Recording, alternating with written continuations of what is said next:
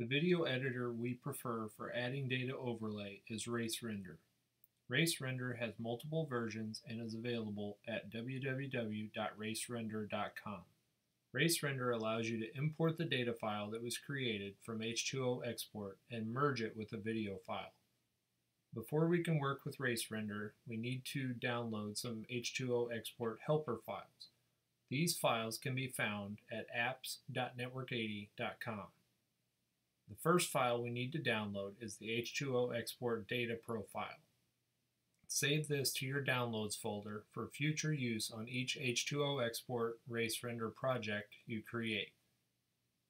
Save the images to your Documents, RaceRender, Images directory.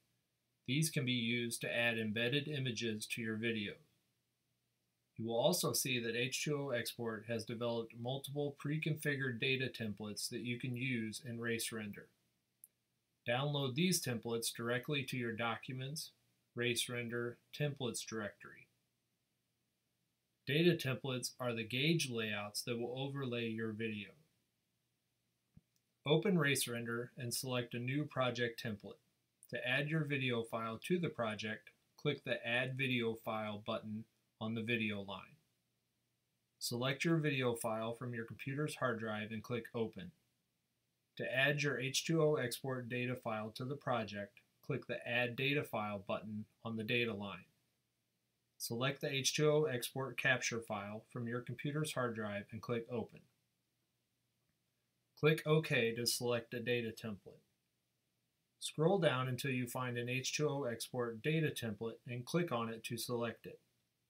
On the Data Overlay Configuration screen, click OK. In the Project Setup wizard, you can trim your video or data file, select a data profile, and also synchronize your data with the video.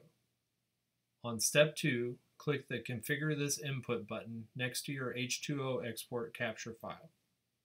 Click Import Data Profile and select the H2O Export data profile that you downloaded from apps.network80.com. Click OK at the top to return to the Project Setup wizard. For our demo, we have video that we captured with our action camera and data that we captured using H2O Export. Under Step 3, you'll see the options for synchronization. Synchronization is what tells RaceRender what maps an exact moment in your video to an exact moment in your data file. Keep in mind, we have two completely separate video and data files that don't know anything about each other.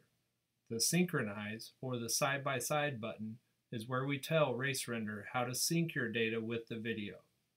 Since H2O Export allows you to easily create individual capture files, we can go frame by frame and sync our video to the data file. Also, notice the Data Sync wizard under the Synchronize button or in the bottom left of the side-by-side window. This allows you to select a data event, such as motion after being stopped, to sync your data. Once you have it about right, click Sync and OK. This can always be tweaked later if you think you're a little off. This is easier to gauge as you view your video in the preview window.